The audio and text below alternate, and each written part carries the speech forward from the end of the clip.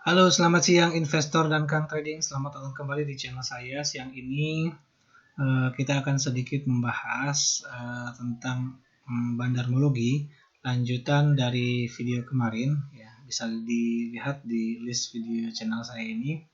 Sebelumnya saya membahas bagaimana cara mengetahui posisi bandar itu ada di emiten apa atau sedang berada di mana.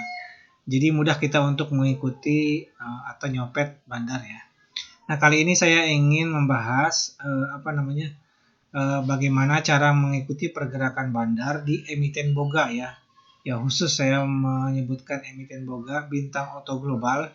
Ya, dan sedikit kita juga mengetahui bagaimana metode atau kinerja atau cara kerja bandar bekerja di pasar saham. Ya, saat ini kurang lebih sekitar pukul 11 siang ya, pasar saham sudah dibuka, jadi kita bisa lihat secara real time. Mudah-mudahan bisa. Kalaupun tidak bisa, nanti akan kita coba upload di video yang selanjutnya.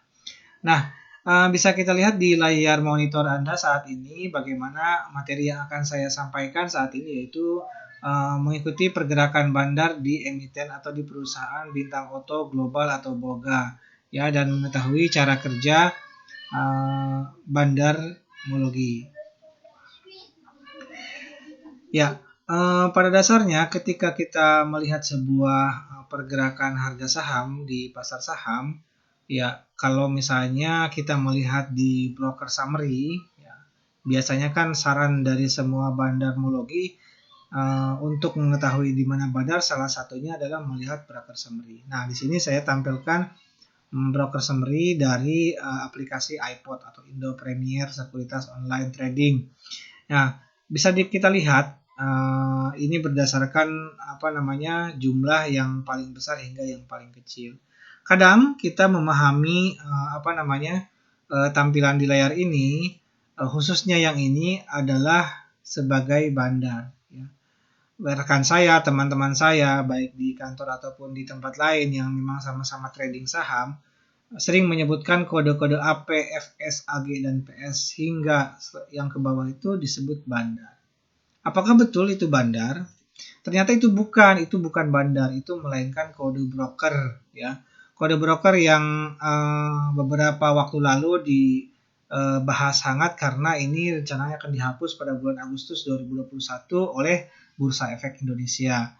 Ini sangat banyak ditentang oleh pegiat saham, khususnya investor retail, karena tidak bisa melihat pergerakan bandar. Kemudian lantas kalau misalnya itu kode broker, bandarnya ada di mana? Nah, nanti akan kita bahas selanjutnya. Jadi bandar itu broker itu bukan bandar. Ya. Broker itu tidak sama dengan bandar. Ya, jadi bandar ya bandar, broker ya broker. Nah, analogi lainnya, bandar itu bisa sembunyi di balik sebuah broker. Loh, maksudnya apa? Berarti kita bisa mulai memahami apa sih itu broker. Broker adalah individu atau perusahaan yang menengahi atau menjadi jembatan transaksi antara investor yang bertindak sebagai konsumen ya, saat ini adalah investor retail ya di pergerakan saham reguler dan pasar modal. Jadi broker itu jembatan ya, investor retail tidak bisa membeli saham kalau misalnya dia tidak terdaftar atau tidak melalui broker. Ya, di mana broker ini nanti akan mengurus akun kustodian dan lain sebagainya, akun bursa dan lain sebagainya, nanti dia yang atur ya, yang akan membuatkan, yang akan mendaftarkan dan lain sebagainya. Jadi kita sebagai investor retail membutuhkan sekali terhadap fungsi broker. Nah, karena saya melakukan trading dan juga investing di aplikasi iPod, maka broker yang saya pakai adalah Indo Premier. Jadi Mirai Aset Sekuritas itu adalah broker, Indo Premier Sekuritas adalah broker. Termasuk Semesta Indovest yang kode brokernya MG atau yang disebut MOGE itu juga broker, bukan bandar ya. Salah kaprah orang menyebut MG itu broker bandar MG, salah besar ya. Yang ada adalah broker sembunyi di balik broker. Saya ulangi. Yang ada adalah bandar yang bersembunyi di balik broker dengan kode MG ya. Jadi si bandar ini punya akun banyak di berbagai sekuritas gitu. Ya mungkin kebanyakan bandar-bandar ini banyak yang mendaftar di broker MG ini, semua tingkah lakunya itu urakan gitu ya dalam pasar saham. Oke, kemudian kalau misalnya setelah kita mengetahui broker itu lantas apa itu bandar? Bandar itu adalah market maker, ya, baik perorangan ataupun dia institusi, ya, yang memiliki dana besar sehingga dapat menggerakkan pasar. Dalam hal ini adalah harga saham. Apakah kita bisa sebagai retail menjadi bandar? Oh, tentu sangat bisa. Meskipun kita cuma satu orang, kita bisa. Kalau modal kita besar, dana kita besar, kita bisa jadi bandar. Ya, tujuannya memang salah satunya untuk menggerakkan pasar, yaitu pasar saham atau harga saham. Ya, tentu bandar ini juga dia memiliki tujuan untuk mendapatkan keuntungan, tidak semata-mata biar harga sahamnya bergerak. Ya, tentu juga mereka ingin mendapatkan dari pergerakan tersebut banyak ikan yang datang ke kolam kemudian terpancing ya dengan kenaikan harga, pergerakan harga ya, potensi harga semakin tinggi dan lain sebagainya sehingga mereka bisa meraup keuntungan dari take profit setiap aksi bandar. Oke. Kemudian kita mungkin lebih mengenal yang namanya bandarmologi. Nah, bandarmologi ini adalah ilmu ya atau sebuah metode analisa yang berupaya untuk mengidentifikasi kemana arah pergerakan saham. Secara sederhana seperti itu, ya. Ya, jadi kalau misalnya kita tahu pergerakan saham ini mau kemana, ya dibawa sama bandar, maka kita bisa ngedompleng nih, kita bisa ngebonceng, bisa menunggangi ya. Bahasa kerennya kita bisa nyopet nih bandar. Jadi ikut nih, kita masuk ke antrian bandar, ya bandar yang ikut masuk, kita masuk ya. Apa yang keuntungan yang bisa kita dapatkan? Tentu keuntungan yang bandar kita dapatkan kita bisa dapatkan kalau kita bisa mengetahui ilmunya. Nah, inilah yang disebut dengan bandarmologi. Ya, bandarmologi ini tidak hanya di dunia saham, ya. Manfaatnya bisa juga di dunia trading cryptocurrency, forex dan lain sebagainya, ya. Ya, jadi kalau kita mengetahui pergerakan bandar, kita tidak akan terjebak. Ya. Oke, selanjutnya bagaimana cara kerja bandar? Yang pertama, bandar itu tidak semata-mata langsung bisa menaikkan harga kemudian menjebak retail ya. Tapi mereka harus mempunyai saham tertentu. Misal nih, karena di sini saya membawakan emiten boga, maka bandar itu akan mengakumulasi saham-saham boga ya. Jadi dia beli dari retail. Ya, dia beli retail yaitu jadi akumulasi ini artinya proses pengumpulan kepemilikan saham ya, yang biasanya disebutnya barang ya kalau di dunia saham. Dilakukan biasanya secara diam-diam dan sedikit demi sedikit. Kenapa? Karena itu kalau misalnya dilakukan secara masif dan juga besar maka akan mempengaruhi harga. Jadi lonjakan demand-nya ketahuan. Jadi buy-nya atau bid lot-nya lah itu ketahuan banget maka mereka melakukannya secara perlahan-lahan. Ya, jadi tidak secara langsung besar ya. Tidak hajar kanan, tetap ngantri ya karena nanti akan mempengaruhi kenaikan harga saham itu sendiri. Kemudian yang kedua, setelah mereka mengumpulkan saham yang dituju, mereka akan markup ya. Markup ini artinya mengerek harga ya. Ini pakai istilah hajar kanan. Nah, hajar kanan inilah yang akan mempengaruhi harga. Jadi ketika mereka sudah punya barang, mereka bisa melakukan dengan dua sekuritas yang berbeda, yang satu menjual, yang satu membeli. Ya, jadi yang satu menjual di harga 1.000, yang satu membeli di harga 1.000 ya. Jadi hajar kanan terus ya. Jadi selama mereka melakukan markup ini, mereka juga melakukan sentimen, berita, informasi melalui grup WhatsApp, grup Telegram, website, kemudian forum, Facebook dan lain sebagainya ya. Jadi mereka mengiming-imingi bahwa menginformasikan bahwa emiten ini sedang dikerek gitu ya. Ya. Karena itu banyak sekali biasanya retail yang tertarik untuk ikut serta ya. Ikut serta beli saham tersebut ya dengan iming-iming cuan ya karena kenaikannya yang signifikan ya karena bandar selalu hajar kanan ya terus arah ya itu yang kelihatannya ya. Setelah mereka menaikkan harga barulah saatnya mereka take profit alias distribusi. Ini yang sangat diwanti-wanti tahu tepatnya kapan bandar lagi distribusi, ya. Kalau misalnya kita ketinggalan distribusi dengan bandar, maka kita akan kejebak, ya. Itulah mungkin yang disebut nyangkut itu, ya. Distribusi ini artinya saat bandar membuang barang atau menjual kepemilikan saham untuk take profit, ya. Namun mereka tidak serta-merta langsung menjual secara gerombolan, masif dan sebagainya. Mereka juga harus tetap menjaga harga, ya, agar tidak jatuh sedalam-dalamnya. Jadi mungkin menggunakan sekuritas satu mereka take profit jual, sekuritas lain mereka beli perlahan sedikit-sedikit, ya, biar harganya seimbang sehingga harganya itu cenderung sideways, misalkan 1100, 1150, 1130 dan sebagainya. Jadi nggak terlalu jomplang gitu, ya. Nah, kemudian ini adalah gambaran singkat bagaimana bandar bekerja, ya. Jadi paling kiri di bawah ini mereka akumulasi, ya, dengan harga yang paling rendah. Ya, mereka juga tentu melihat harga yang paling rendah. Caranya ya lihat fundamental atau melihat pola, ya, pola harga saham.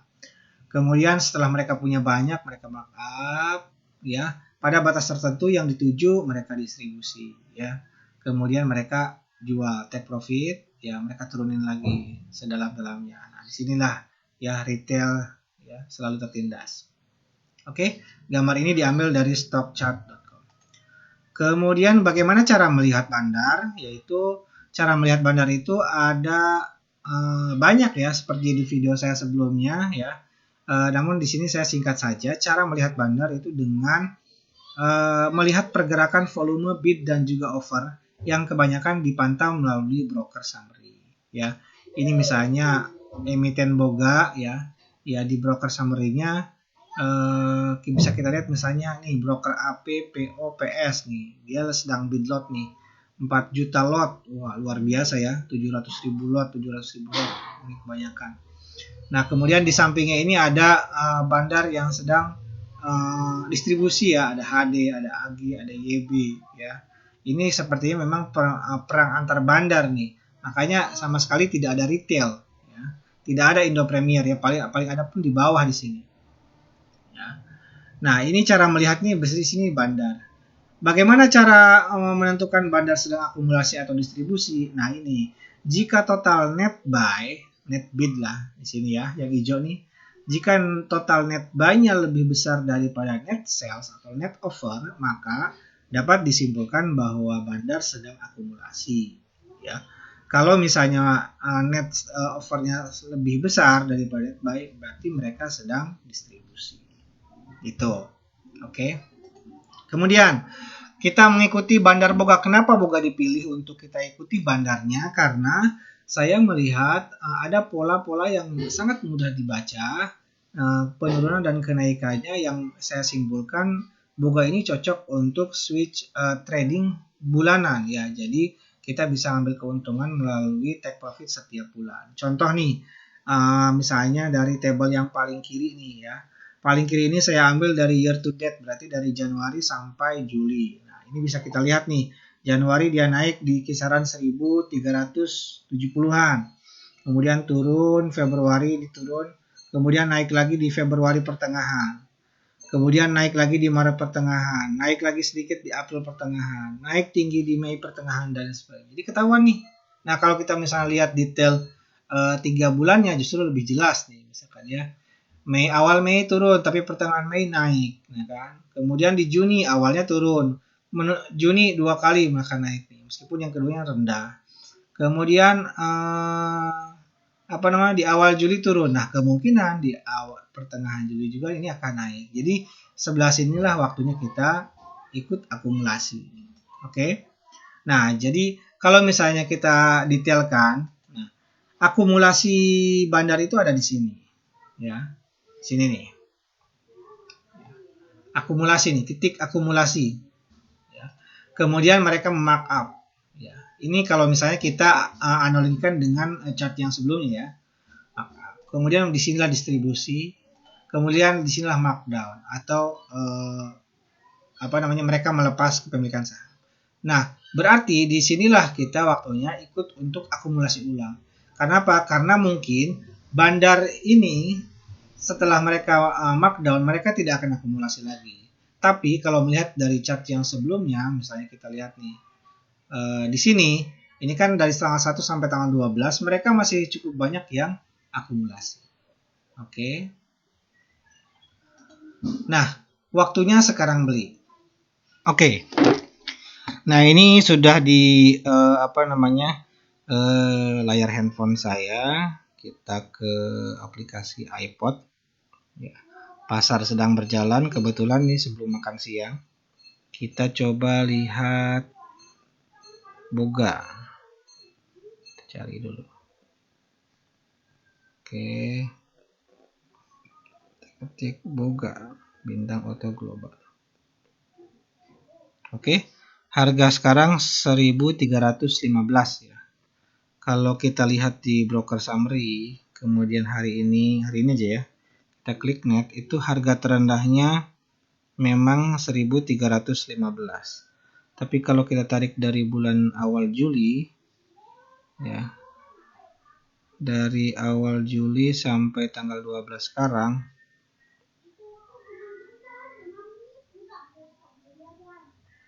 sampai 12 itu harga terendahnya 1315. Oh ya betul, 1315 ya. Jadi kita bisa ngebid nih, ikut ngebid ya di 1315. Oke. Oh, sorry.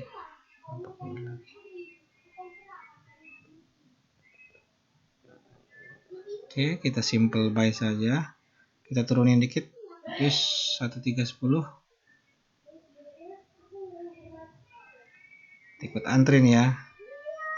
Ikut antri misalnya 10. Oh, kurang.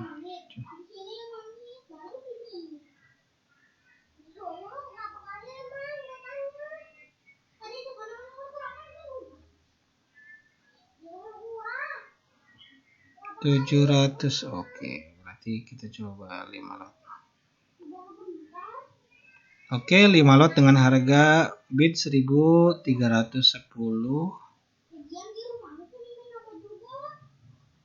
Submit. Oke, sukses.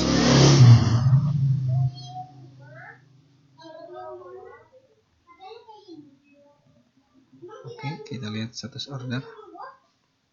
Ada ya. Oke. Kita tunggu, mudah-mudahan bisa dapat. Nanti coba kita akan share kalau misalnya dapat di video selanjutnya. Demikian informasi yang bisa saya sampaikan di kesempatan kali ini. Semoga informasi ini bermanfaat dan juga menginspirasi. Salam cuan.